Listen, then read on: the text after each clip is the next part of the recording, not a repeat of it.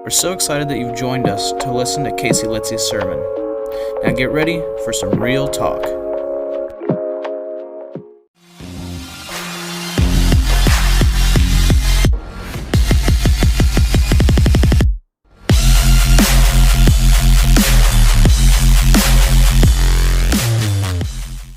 Turn to your neighbor and say, "Welcome to Jubilee,"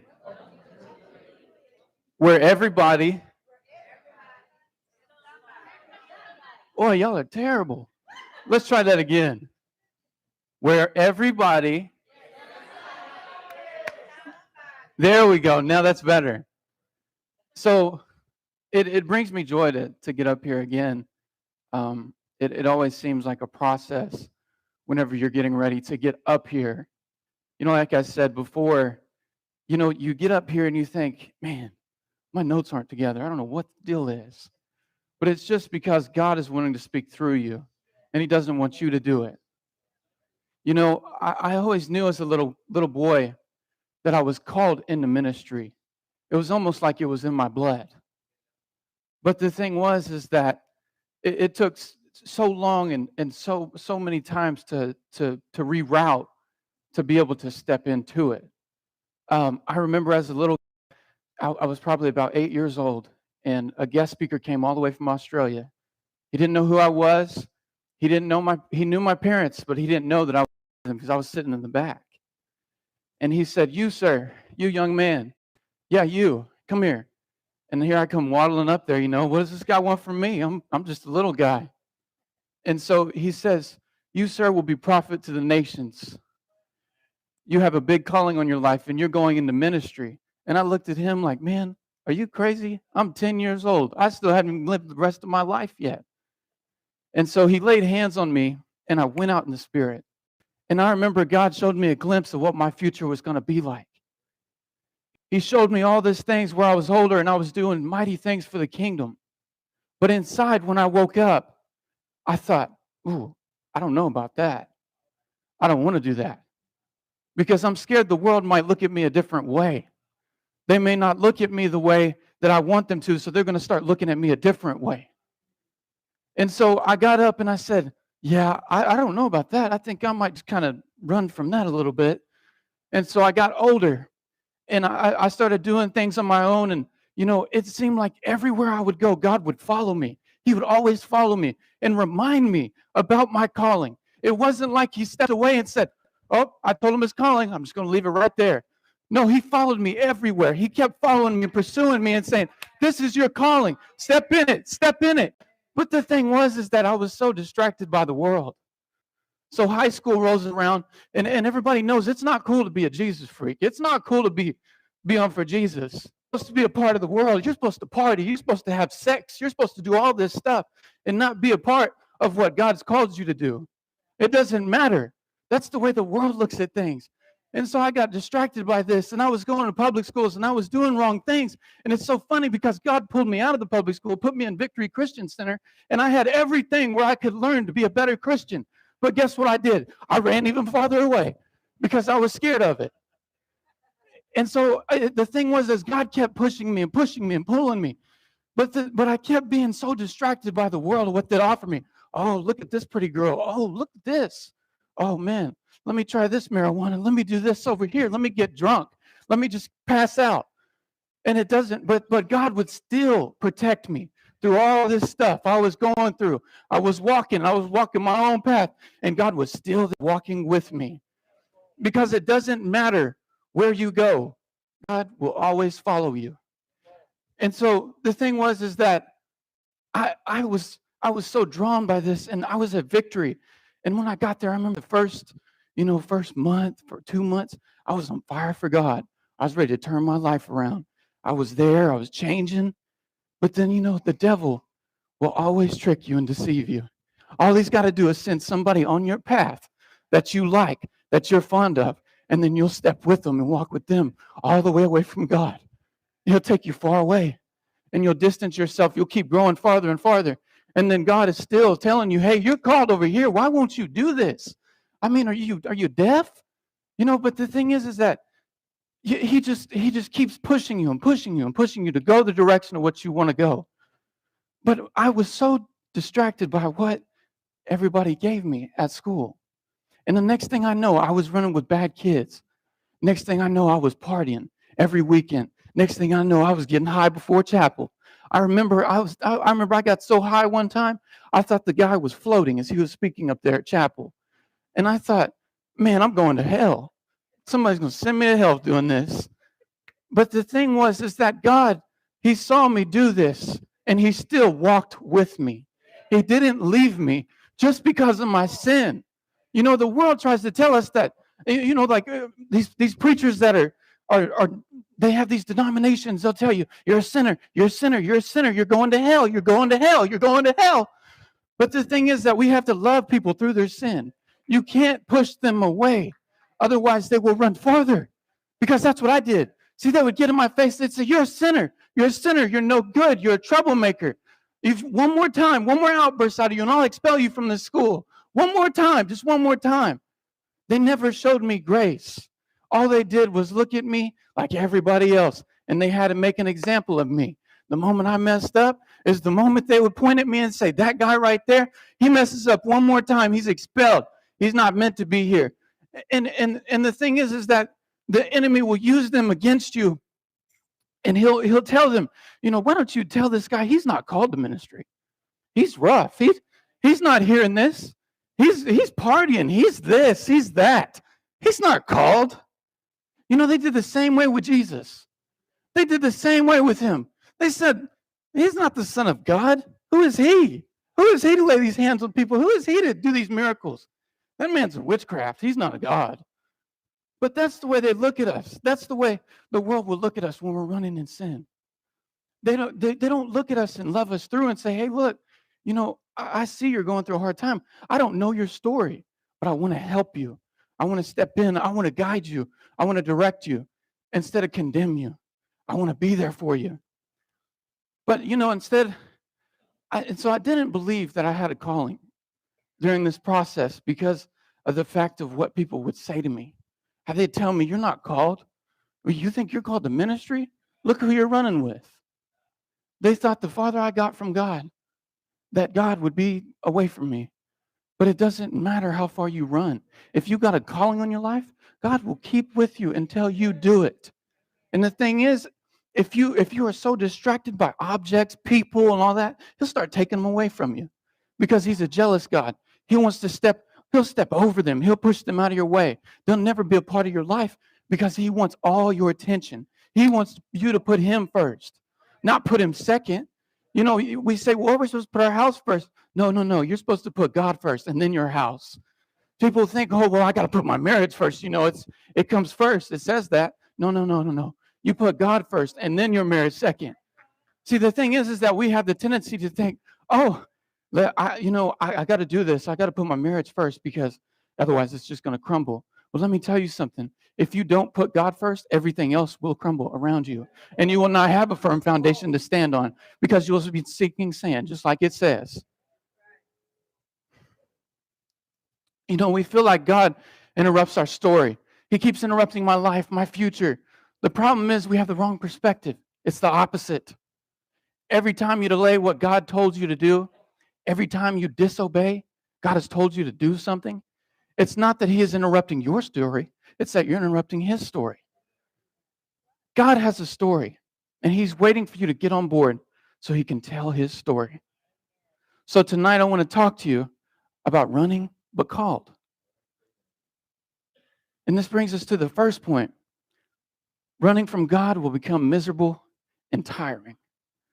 I remember the more I ran from God, the more I ran from him, the more I felt empty. I didn't feel fulfilled. There was something missing. But whenever we get in our calling and not God's calling, we have that feeling of in our heart like, what is the deal? I'm doing something good. I'm doing great things, but something inside of me is still feeling empty. Well, because you weren't meant to do that. God called you a different route, but you chose your own route. And so we get that feeling, and God gives you a word. Maybe it came through a sermon. Maybe it came directly from the Bible. Maybe it came from some spiritual influence in your life. Maybe you heard it from him directly. And he's told you this is what you're supposed to do. This is what I want you to do, but you don't like it. It's not your preferred course of action. Kind of like how I did. I ran from it because I didn't like it. I didn't like what he called me to do. I said, listen, I want to go, I want to go party. I want to go to college. I got all these plans figured out. I don't need to do this. I can do it this way. And God says, no, no, no, no. You're called to do this, not that.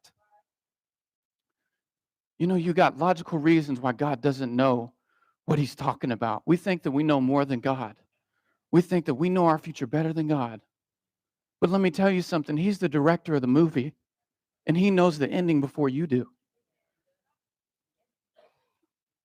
So there's some people tonight. They may get mad at God on what God demanded or expected. They run from the presence of the Lord. They stop going to church. Perhaps you know people around you that say, I'm not going to church anymore because they don't want to do what God demands or expects. Because every time you're running from God, you feel the guilt. Whenever you're around people that are in the Word, that are spiritually, and they hear, you're in guilt. You feel guilty. You feel, oh, I know I'm running. I know I'm running. And then God will send people on your path to tell you you're running. But we don't, but the thing is that we hear it, and then about 10 minutes later, we forget about it. But then it comes back to us again at another thing. See, I ran from it. I remember like when I got out of school, God told me to go into real estate. I did it. But the thing was what he told me to do and which I didn't do. He said, I want you to go into real estate. I want you to learn this business. And then I want you to step into ministry. And I said, God, this is what I'll do. God, if you help me succeed in real estate, I will go into ministry. Now, God did his part, but I didn't do mine. I took the advantage of, I'm climbing so fast in real estate, I don't need ministry anymore. I can minister to people in real estate. And then the next thing I know, my business started slowing down, getting stagnant. Things started changing. And I said, what is going on? Well, it's that agreement that we signed, that I signed with God and said, I'll join real estate. I'll do ministry, God, if you help me in real estate. He held his end of the bargain, but I didn't hold mine. Can you imagine if we did that with legal terms in a contract? I want you to do this. I'm going to have you go into ministry, and I'll take care of your real estate. But if you disobey, then you can get sued for it, right? Because that's legal terms. Can you imagine how many times we'd be sued from God from things that we disobeyed and didn't do? It would change the way we looked at things. So people, they don't go to church. They run from it. They say, I'm not wanting to hear it. I know I'm supposed to do this. I don't want to hear it. And they stop going to church altogether because they don't want to be in the presence. They don't want to be reminded of his calling on their life. So they stay home. We all know people like that, where they're called to do mighty things, and then all of a sudden, they run home. And the next thing you know, you're like, hey, why don't you come to church this week? Oh, I would, but I'm watching this new show, or I got dinner reservations. I'm working overtime. I got all these excuses of why they can't go to church. But really, it's because they're running from God. But see, most people won't tell you this. Running from God will cost you. It costs you time. It costs you money. It can cost your health. It can cost your peace. It can cost your joy. It can cost your sense of well-being. It can cost your progress. It can cost your unity. It can cost your harmony. It can cost your mental stability. Running from God's calling is disobedience. Disobedience is just as bad as any sin. But we don't hear that in the church usually. We hear that the sins are bad, but we don't hear nothing about disobeying. And I guarantee you there's people in here tonight that are disobeying God. Well, let me tell you, that's just as bad as sin. And I'm going to break it down to you. It says 1 Samuel 15:23. If you have your Bibles.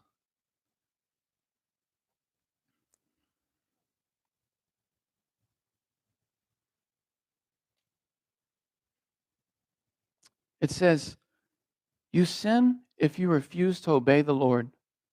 This sin is as bad as to do evil magic. You think that you know better than God. That is a sin which is like worshiping idols. You refuse to obey what the Lord said. Now the Lord has refused you as king. Man, that hurts, doesn't it? And then I'm going to read this in the Dake translation. It says, "For rebellion is a sin of witchcraft, and stubbornness is an iniquity and adultery, because thou hast rejected the word of the Lord, he hath also rejected thee from being king." Mm. So I wanted to break this down even more.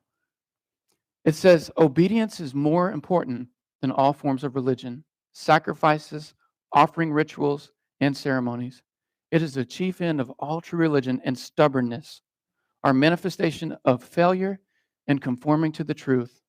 For rebellion is sinful as witchcraft, and self-will is as wicked as having idols. See, when we don't obey from God, we're just as bad as somebody doing witchcraft.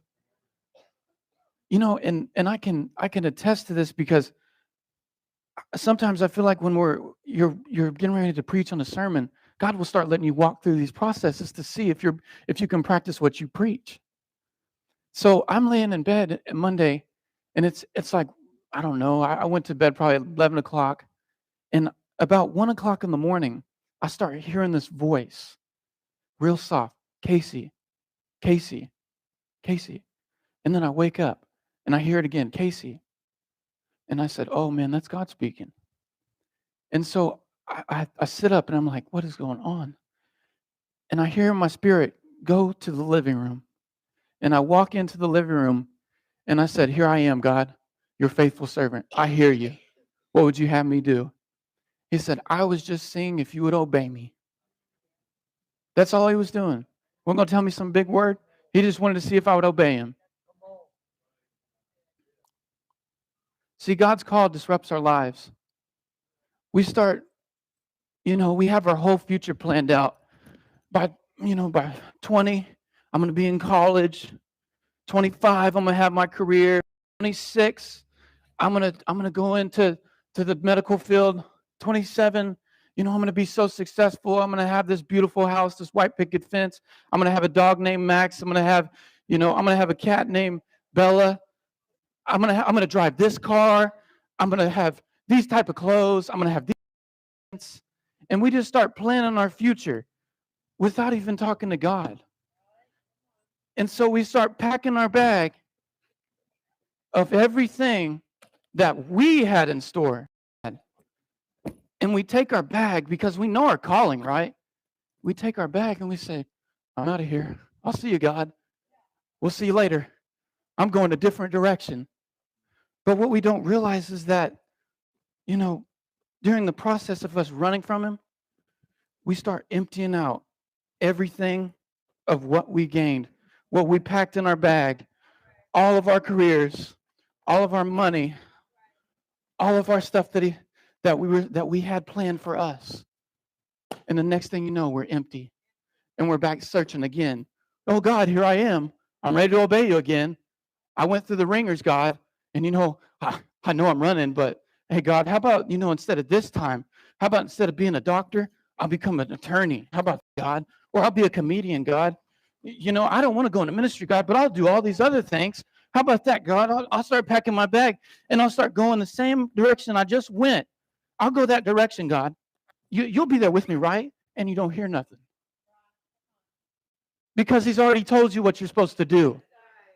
God doesn't sit here and want to repeat himself. Do you like repeating yourself? I know when I tell somebody to do something and I want something done, I expect it done. I'm sure everybody does. But God is gracious with us, and he says, "All right, fine. You want to pack the bag again? Go right ahead. I'll see you whenever you get to the other side." And then he'll wait for us at the other side. What do you think? Are you done running? You think you want to go down the career I picked for you? I saw how you were walking away, and you started feeling so empty. The farther you got, the emptier you felt. Oh, it must be because I called you to something else and not that. The thing is that this brings me to the next slide. God foreknew before you knew. If you go to Romans 28 through 30, it says, "And we know that for those who love God, All things work together for those who are called according to his purpose, for those whom he foreknew, he also predestined. Be conformed to the image of his Son, in order that he might be the firstborn among many brothers. And those whom he predestined, he also called. And those whom he called, he also justified. And those who he justified, he also glorified. So if you break this down even more, it says, while all things work together, God's providence is working in behalf of them who love God and who walk obediently according to his purpose. Not your purpose, God's purpose. And then I'm going to break this down where it says, because it said to know, it said foreknow, which means to know beforehand, know before, foreknow, foreordain, and know is under God's foreknowledge and determined before and predestined. So he's already has our life planned out. He's already got the plan. He's predestined us to be at some certain place already. We don't have to plan for ourselves. And it also says for the next one, it says, God pre-planned and predestined my life. He foreknew you out of the basis of that foreknowledge before. He did predestinate you. He prepared you in advance before predestined, destination, ending. So he's already has our story planned out. See, he set things in motion to accommodate what he foreknew. Because foreknew, he predestined an environment that would cause you to be rejected out of several places so that you would not rest below your destiny. He disrupted your circumstances. He moved your life around and ordered your steps. That's why you never fit in. That's why you felt like you didn't belong with the friends you had. That's why they would leave you eventually, because they weren't part of your purpose. They weren't part of your destiny. And whenever you're called places, you don't fit in anywhere. If I fit in everywhere with everybody, do you think anybody would want to sit here and listen to me? They wouldn't want to listen to me. God wouldn't take me to higher places if I'm sitting here involved with everybody. He called us to step out and be different. Not like the world, but be different. He set you apart from them. He called you to higher levels of life. If he called you to fit in, you wouldn't stand out. That's why when you're called, you won't fit in, like I just said, because you have much bigger purpose on your life. He determined of the life of rejection you felt. A lot of us probably felt rejection, like we feel like, I don't fit in. I feel so rejected by them. Well, let me go be a part of this group. Oh, I feel rejected by them too. How about over here? Oh, rejected again. And it's a process that keeps repeating itself because we're called to much higher places. He prescribed the level of intensity of your pain so that you would have enough conviction when you got up to be forceful about it. So when you get done running and you pop up, you're forceful about it. You're like, I'm here. I'm ready for my calling. I'm stepping in. This is it. I'm moving forward. I'm not moving backwards again. He pulled you back far enough so that you would shoot forward enough on the basis of his foreknowledge. So if I'm one of them, it's all good. You left me, it's all good. I'm wondering why I don't fit in. I'm wondering why you left me, but it's all good. I'm wounded, it's all good. Because God's going to use the fact that you left me and the pain I have about it to push me into my purpose. That he's predestined so you couldn't stay. You had to go. Because you came in my life because you had a role to play. Those he did foreknow, those he did also predestine, and them he also called. Called is the hinge to the text. He could foreknow me and me not know it. A lot of us could be called and we don't even know it because we're out of the will of God. We're not searching for what God wants us to do. We're running away from it. So we could be we could sit here and think, well, what is my calling? Where do I go? But if you're not under the presence of God, how can you know your calling? You can't. He could predestine me and me not know it. This is all stuff that's done in the kitchen before the customer gets the entree. This is God's divine prep work. It's all happened in the spirit world before you got here. But called cannot be done independent from me. In other words, I have to be willing to step into my calling.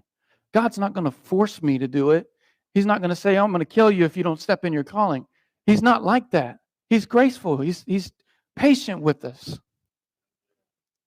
So let me break this down. Just like when we go eat, right? When we go to a restaurant, even though I can't see the chef prep the meal, I'm the beneficiary of the preparation he did where I couldn't see it. He's been marinating it all night. When he brings it to me, I benefit from what he pre-marinated in the back of the kitchen. From a preheated oven, from a predetermined place, when he brings it to me, I am presented what he has prepared for me before, at the point he called me. Listen, I don't want y'all to miss this. Benefit of the text is the invisible information of the text. The ideology of the text, of the implication of the text, is you're significant. You're significant. Did you hear me? You're all significant. Because you don't put that much prep work into something that's insignificant. The calling is when he makes you aware of not only did I prep for you, but also the side effects of the information is that I am significant. God made us all stand out. He made us all stand out in our own way. There's people that you can talk to, people that I can't talk to. There's people that I can talk to and that you'll never talk to. Because we're supposed to do our own realm, not follow somebody, not be like everybody else. Let me preach what such and such is on TV. Let me preach how he did.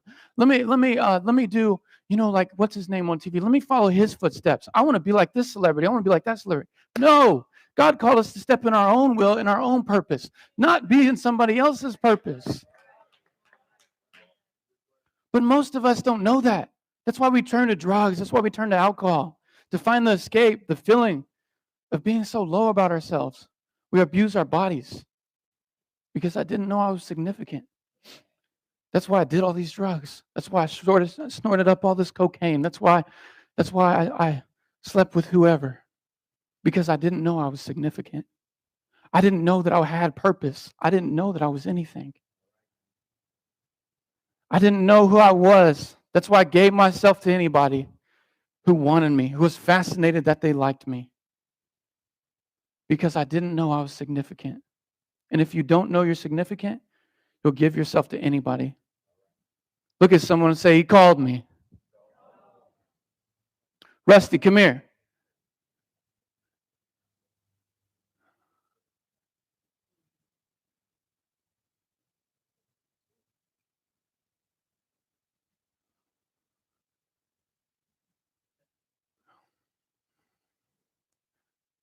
You know why I called him and nobody else? Why none of you thought that? Hold on. I lost my spot. You know why he came and nobody else came? Because I called him. And did you know I planned for him to be in the same spot where he's standing right now? I predestined the environment for him to be in that same spot because I called him. I knew that he was going to be in the very back and he would have to obey me to walk this far, just so I could illustrate this to all of you about stepping in and obeying. Because imagine if he said, no, I don't want to do it. He could sit back there and then I'm standing up here like, dang, I got to find somebody else. But see, that's the thing, is that if you're not careful, God will find somebody else to take your spot. He won't wait for you to get it all together. He'll be gracious with you, but it's just like us. How long can you wait for someone to be gracious? You're good, Rusty. Thank you. Let's give him a hand.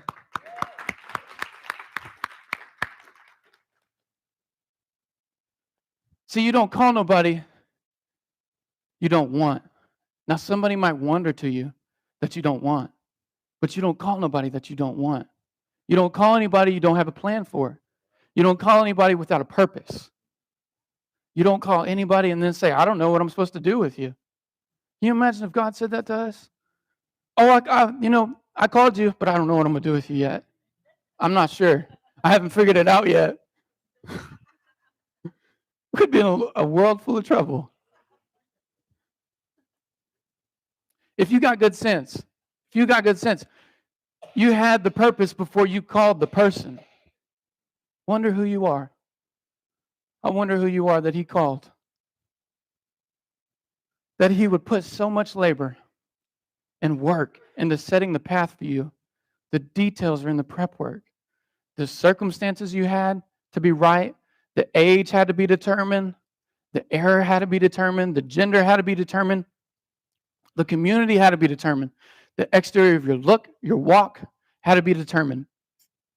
Your body build, your body language, your IQ, your intellect, all of that had to be pre-planned by God for him to use you in the way he wanted to use you. None of this just happened predetermined, preset from before the foundations of the world. Look at what he told Jeremiah. In Jeremiah 1:5, before I formed you in the womb, foreknew, I knew you. And before you were born, I sanctified, I set apart, I consecrated you. I appointed you a prophet to the nations. And then you got God knew, approved you, and sanctified you, set apart, and ordained, commissioned you before you were born. He already had the plan for you before you were even born. All you had to do is just step into it. That's where you would find your fulfillment. That's where you would find your purpose. See, we search so long and we think, I don't know what my purpose is. Well, you know what it is. You're just not doing it. He meant for us not to fit in. I set you apart. They couldn't like you. They couldn't keep you. They couldn't raise you. I meant for you to be a misfit. I meant for you to stand out. I meant for you to search for love you couldn't find and peace you couldn't touch and joy you couldn't hold on to. It was all a setup. He called you, blew you into your spirit, blew your spirit into your body. Let that particular sperm cell outswim all the rest of the overlay eggs from the body, blew the spirit into the body time, now reigns over your body, not your spirit. Your spirit doesn't care what day it is. It doesn't have a birthday. It has no death date. It has no beginning, end of days. It is your spirit that has been created in the likeness of God. He called you into a body. Here's the price you paid for answering that call to be born. You would forget who you were in the spirit. So once your spirit touched your body and it came to earth, you would forget who you were, that God called you to be. See, in the spirit realm, you already knew who you were. You already knew. But the moment you touch earth, that is where confusion hits you, and that's where you don't know. And that's when the searching begins, and you start searching, well, who am I? Who am I? And that's when God tells you what he wants you to do. So when he called you from eternity into time, you now got a body, but you can't remember who you were in the spirit. So the search is on. The search through lovers, lust, drugs, alcohol, sex, money, fame, recognition, fortune, prosperity, individuality. You're trying to find that thing that's missing until you get the next call where he calls you again to remind you of your purpose. See, the thing is we think that even though we're called to this purpose, that God isn't going to walk with us. We worry that God isn't going to be there with us, but let me tell you, he is. He holds your hand the whole way. All you got to do is walk with him. But let me tell you, let me break this down to you. The moment you stop hearing from God is the moment you're walking out of your calling. You're walking out of your purpose. Because when you're in your purpose, you can hear from God. When you're in your purpose, you don't feel guilt. When you're in your purpose, God will tell you to do things. He'll smooth things over for you. And you're able to do things that you weren't able to do by yourself because you're walking in your purpose. So you're trying to find that thing that's missing until you get the next call where you're called again to remind you of your purpose. God guides you through your purpose. He is with us, directing every step. That's why it says in Psalms 32, 8 through 9, I will instruct you and teach you in the way you should go. I will counsel you with my eye upon you. But not like a horse or a mule without understanding, which must be curbed with a bit or a bridle, or it will not stay near you. He's telling us right there that he's not going to force us to do it. Because if you ever rode a horse, you can make a horse go wherever you want it to go. You're in control. You can do whatever you want with it. If you want it to go left or right, it doesn't matter. But God is different. He's gracious with us. And he says, okay, let's go this way. And either you follow it or you don't. He gives you a choice. And that's why in this verse it says, I will teach you the way to live. I will guide and I will take care of you. Don't be like a silly horse or a mule. You have to use a rope to tell them which way to go. Without that, they will not obey you. See, that's why when you obey, all of a sudden, he starts showing you a glimpse of almost like you're spinning around in a bar stool.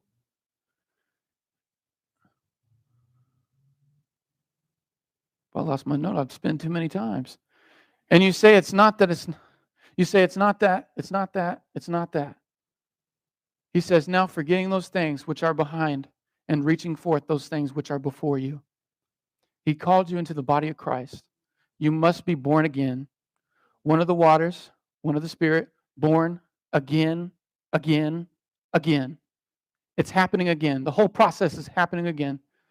The closer I get into who I am, I must forget of who I was in the past. I'm shedding off what I had before that I might capture what I have new of me now. And now I'm called into the body of Christ the second time, the third time. I'm called on my purpose, my thing. I get so much out of it, I'll do it for free. When you know that you're in your purpose, you won't say, man, I wish I was making money doing this. You already know that it's going to happen because you know that you're in your purpose, that you do it for free. Let me tell you, though, when you get that third call, that's a mind-boggling thing because you find that thing that satisfies your spirit. You might make money from it, but the money is not the goal. It is the byproduct of finding the purpose. You don't have to pay the biggest price to the biggest calling. God puts us in puts us in our own box of our own callings. You don't have to be the president of the United States to be somebody important. The call doesn't have to be a big thing to be important either.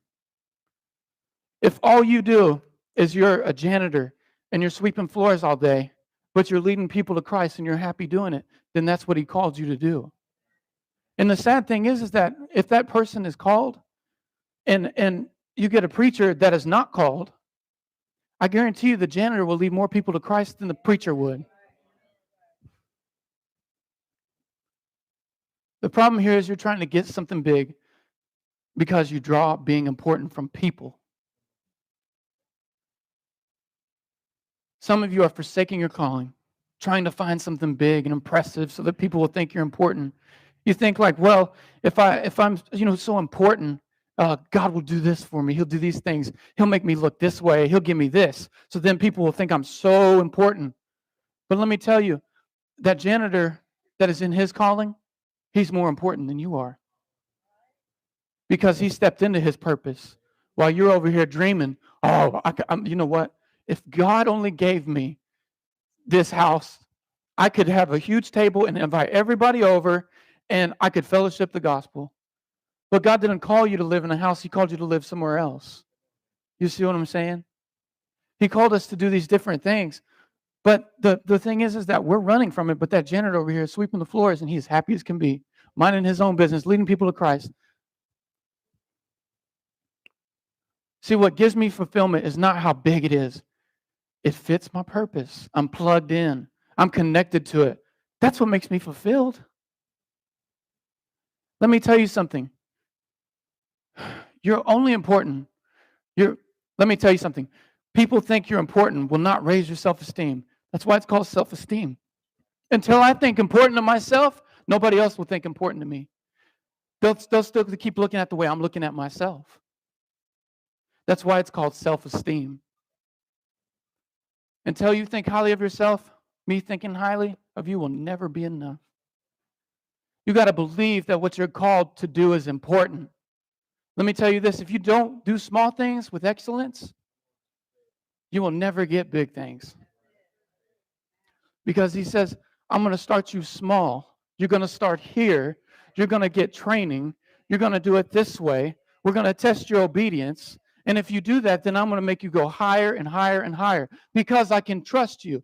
It's almost like whenever you're in a agreement with somebody and they want to come be a part of what you're doing, they're wanting to be in your business, they want to do this, and they're so excited for you, and then you test them. See, just like God is going to test us to see how obedient we'll be. Because what would it be like if we had this business and then all of a sudden our friend comes in, he says, "Oh man, I want to be a part of this. I'm going to do this with you. I'm going to do that with you." And then you're like, "No, no, no, no, no. You're going to start small, just like everybody else.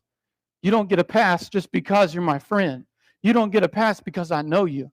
How do I know what type of work ethic you got? You're only telling me from what I heard. You're not telling me, you're not showing me of what you can do. You're only telling me." And little by little, as you become more spiritual,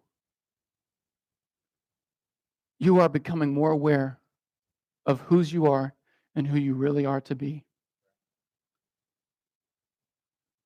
You will feel like you're not missing anything. You won't care what trials are in front of you because you know that God is with you and He hears you. He guides, directs your steps. You know your outcome. They don't know it. He wrote the story already. So you'll go places you never could go before. When the Lord is with you, He'll open doors that no man can shut. He'll take you places where you never thought you would be. Instead of you trying to do it yourself, it's much faster if you do it with God because He directs your steps. Just like David said, He directs my steps. He directs my path. He knows exactly where I need to go. Because if we did it, see, we'd be like, "Oh, God, I think I'm going to do it this way. God, I don't like your way. I'm going to do it this way. And I don't want to do that. I'm going to do it the way I want to do it, not the way you want to do it. I'm going to do it how I want to do it." And that's why we become empty and we think, "Man, I just don't understand. I mean, I'm doing things for God. I'm volunteering at the orphan's house. I'm giving money to the homeless. I'm doing all this stuff. But something inside me just doesn't feel right."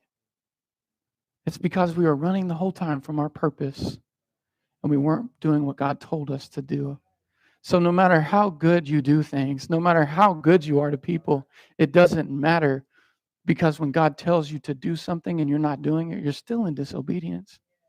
I mean, what would it be like if we got to heaven and we're standing in front of God and God tells us, "Now, how come you weren't in ministry?" Well, God, I just, I was in real estate. I really liked it. I saw business opportunities, and I just, I prayed. I read my Bible. I went to church, God. I did all these things you told me to do, God. Well, doesn't that make me still good? Doesn't that make me still God? And God said, "No, I called you to be in ministry. I didn't call you to do this. I called you to do what I called you to do. And you disobeyed me. You went the route you wanted to go and not the route I planned for you." And so you know, so you won't care what trials are in front of you whenever you're following with God. He knows your outcome. They don't know it. You'll go places you never could go by yourself. The Lord will continue to open those doors for you that you never thought you could open. I'll start to close with this. I try to keep this a little shorter since it's Wednesday night, but this sermon was long. And I said, well, we'd be here till 10 o'clock if I didn't do the other half. So I'm cutting it down so that way everybody can go home early. I just couldn't understand why He called me. I had a lot of excuses. I was scared to talk in front of people. I felt like I had a speech impediment. Whenever I was graduating high school, the devil tried to withhold my calling from me. I remember we were in, it was like the last week of school, and it was in front of everybody in the auditorium. And he was calling up random people saying, "Well, what has God done in your life?" Well, me, I wasn't doing a part of what God was telling me to do. I was going the total opposite direction. I was getting in trouble and I was doing bad things, but I was having a good time doing it. And he looks back there and he says, "Hey, you, Casey, come here real quick." And I'll never forget, he handed me the microphone and he said, "What has God done in your life?" And I looked at everybody and I went like this. Uh, uh, uh, what has God done in my life? And I'll never forget, my friends were looking at me. They saw sweat just pouring down me. And I said, and he goes, well, what has God done good in your life? And I said, he led me to victory. He put food on the table for me. I was looking for all these excuses to get out of that. See, because the devil knew that I had a calling in my life, and he knew that if I can scar him at a young age, he'll never into his purpose. He'll never step into it because I'll scar him where he'll never come up. He'll never stand. He'll never preach. He'll never do it because he'll be so scared of it. See, that scarred me so bad that when I got into real estate, I developed a stutter. I couldn't talk in front of people. I was scared to. That's one reason why God took me into real estate so that I could learn to talk, how I could learn to persuade, how I could learn to sell people on things, how I could learn to present myself. But the thing was that the devil had that plan for me. And since I was disobeying God, it was allowed to happen. It was allowed to happen. God allowed it to happen because I was not in his will. I was not in his purpose. I was in my own. I was doing my own thing. So I get into real estate, and I'll never forget, I was just starting to mentor and be mentored under somebody, and he told me, he said, "Man, you can't talk." I said, "How in the world are you supposed to sell real estate?" And I said, I'm trying, I had a bad mumble. I would mumble a lot. I'll never forget it. A client was with us, and he asked me, he said, "Well, what do you think of this?" And I was like, I think, I think it's sell for this. What do you think? I didn't know what I was saying. But the thing is because I was so scarred. I was so scarred by the devil. The devil scarred me so bad. And then I remember after I started getting a little bit more comfortable and I started looking and saying, "Okay, God, I think I might, step into my calling now. I don't like being this way." And I told God I would step into my calling. But then guess what? The devil put me on another route. He said, "Oh, this guy likes to make money. This guy likes nice things. Well, let me just detour him a little bit more. Let me make him go this route and let him step farther away from God." You see, he healed me of my speech impediment. But then the devil could use that too as my advantage because I was still out of the will of God. So he took me on this route and he said, here's this money, here's this fun, here's this, here's that. And then my purpose was back there. I was looking, thinking, and I'm still in the back of my mind, see, because I made the agreement with God that I would preach and I would step into my calling. All he had to do was heal me. All he had to do was show me that I'm able to do it. And I continue to run from it so far. It was so funny because I'd be out sitting all weekend long, and then I'd come sit right there on the front row with everybody else. And everybody would, they'd think I was some good Christian boy, but they didn't know what was going on behind the scenes. See, when you have a calling on your life and the devil knows it, he knows your weakness. He knows what you're thinking. He knows what you're going to do, how you're going to react to things. Because when you're out of the will of God, that's when he'll start speaking to you and telling you to do these things. And then he'll send people in your path to persuade you to go a different route. "Hey, man, come on this vacation with us, man. Come on, we're going to get so drunk, we're going to get plastered, we're going to fall over, it's going to be a great time." And then the next thing, you'll be going on a different route. And then something will happen where all of a sudden you're not going to church anymore because you feel so guilty. You're like a sinner. You're just, I'm doing all this guilt. But God is so gracious that he doesn't look at everything of how we sin. All he does is love us. He loves us through the sin. But see, it was programmed in me because I was in the devil's will of me doing things how he wanted me to do things because I wasn't following God's purpose. And so he was persuading me to go this other route while God was over here saying, "Hey, what about our agreement?" And I'm going the total opposite direction.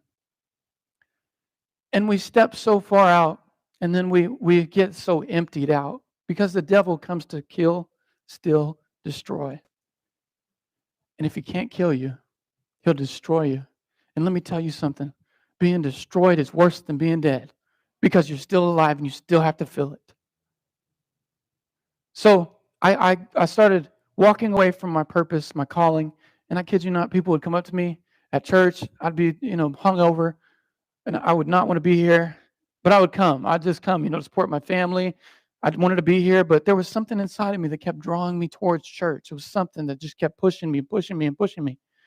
But I would be in the front, and I'd still, I'd be wearing my suits all the time, and I think, man, people think I'm a businessman where I wear these suits. No, I remember one time I was at an event, and this guy comes stumbling up. He's just hammered. Said, man, it's a nice suit you got. You look like you're about to go preach. And I thought, you've got to be kidding me. No matter how far I ran from God, he still reminded me of what I was supposed to do. I would put that suit on and say, everybody's going to think I'm a businessman. But then everybody else looked at me and they said, that's a preacher. Didn't matter. Didn't matter what I thought. It mattered what God put in me. But the moment I stepped into my purpose and I started walking towards God, things started changing my life. I would sit, recap on that.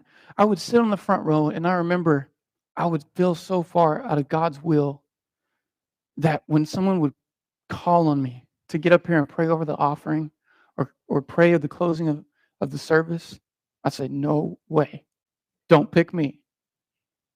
God's going to strike me down, and I'm going straight to hell if I get up there and talk because of the way I was living.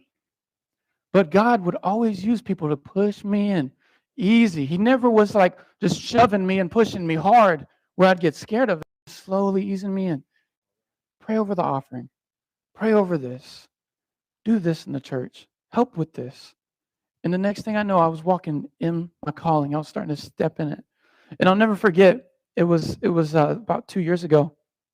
I'll never forget, I was sitting at Tally's.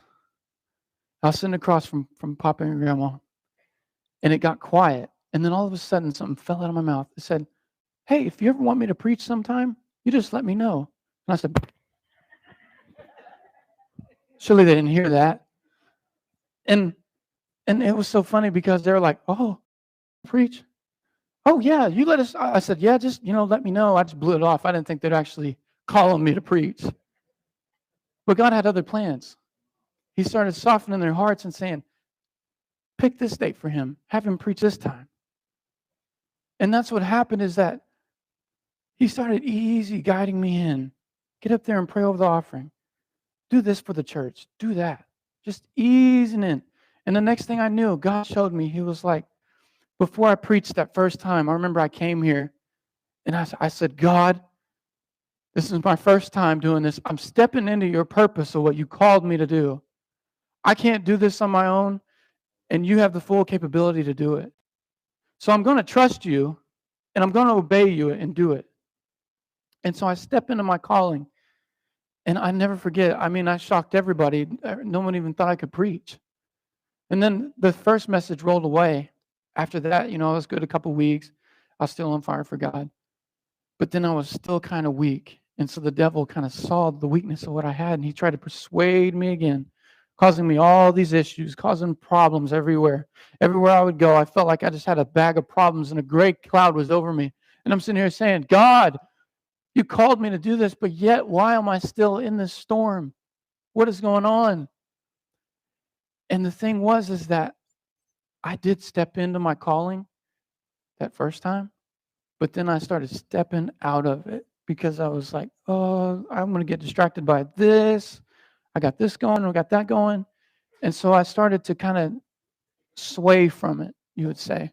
And I had so many personal problems going on in my life that I got so distracted by them. My business wasn't going right. Relationships in my life weren't going right. And God was sitting here saying, hey, man, if you just put me first, I promise all this stuff will work out. It will all work out. You just have to trust me. But me, I thought, oh, no, I know better than God. I better go fix that. And so I'd walk over there and try to fix these things. But God was telling me, hey, just focus on me. Step into what I told you to do, and everything will work together for good. And so as I started stepping in, things started changing in my life. It was so amazing. I remember like this second time I told God I would preach, and I really stepped into it. It was like I got up on stage, And God told me, he said, see, this is your calling, but I put you in real estate so that way you can learn how to better the church, not just yourself. I gave you that gift so that you can help church. I taught you how to do marketing. I taught you how to do this in real estate, but little did you know you were going to be doing it in the church. Little did you know I was going to show you how to grow things, how to change things, how to step in, how to make things work, how to get more in the times. But I was so blinded that I thought, oh, I'm learning this for real estate. But God always has a bigger purpose for us. It wasn't for real estate. It was to better his kingdom. But so many times God gives us these gifts to do this amazing stuff, and we use it for ourselves. We don't use it for God. We use it for ourselves. We think, oh, God gave me this amazing gift to make this bag. I'm going to make this bag. It's going to be great. I'm going to sell a bunch of them. But little did I know that he showed me how to make this bag so that way I could sell it, tithe off of it, and better the kingdom instead of pocketing it. Because let me tell you this, when it comes to tithing, your money will always be blessed. It will always be blessed when you tithe. 10% like clockwork. And I remember, when I started making good money and, oh man, I remember looking at those tithes, I thought, golly, the church needs this much? And I thought, what about if I just pocket about half of it? He said, He said, you want your money to be blessed, right? And I said, yes, I do.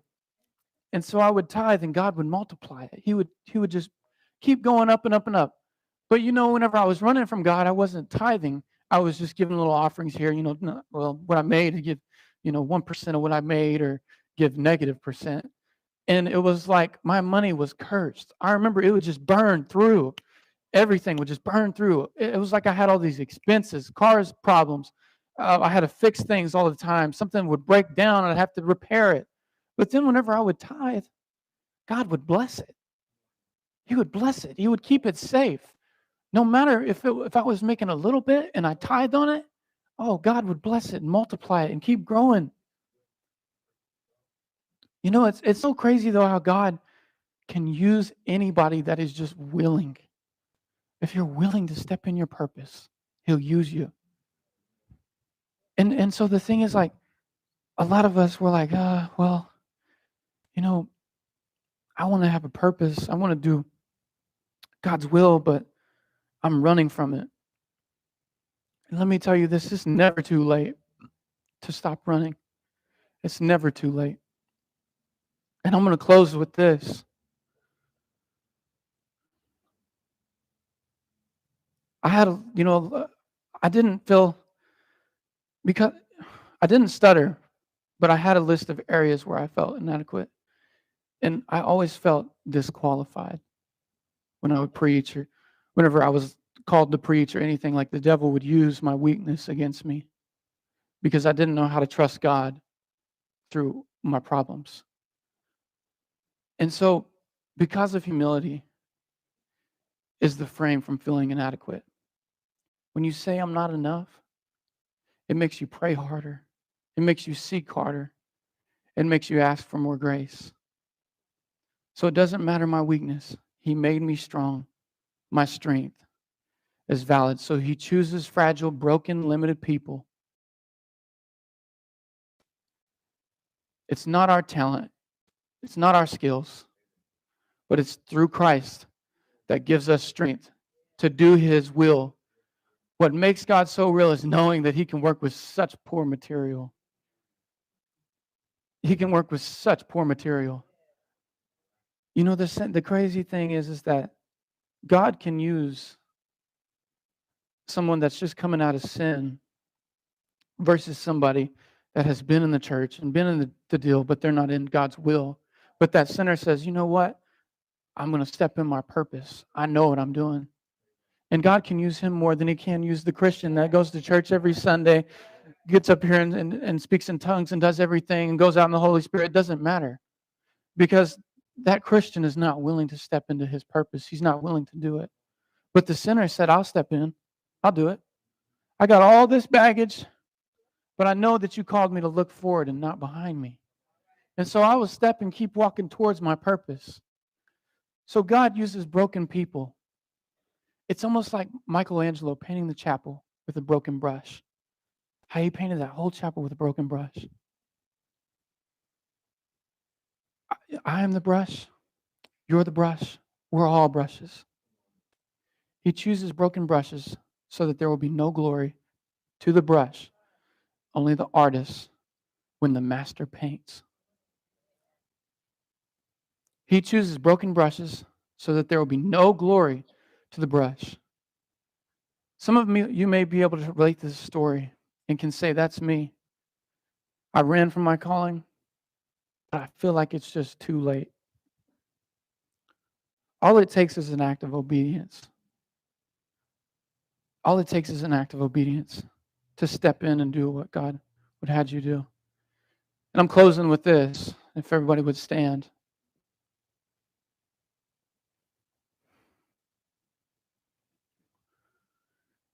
You know that, like I said, you may think, I'm too old for my calling.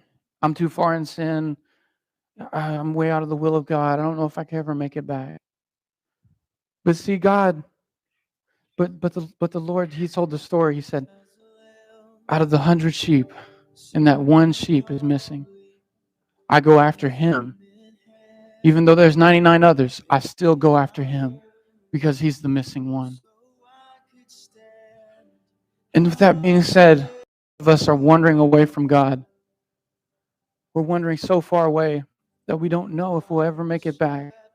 But just like the sheep, He guides us right back to where we need to be. With nobody looking around tonight, and everybody close their eyes. You know, it's not a bad thing to say, I ran, but here I am to stand and move forward in my calling. If you feel like you ran from your calling and you feel like you want to make things right with God, I ask that you raise your hand. God sees that hand. Now, in order to take on this calling, you must be born again. If there's anyone in here tonight that does not have Christ in their heart, raise your hand. I believe everybody in here is saved then. Thank you for joining us today to listen to Casey Litsey's sermon. Don't forget, stop running, because you are called.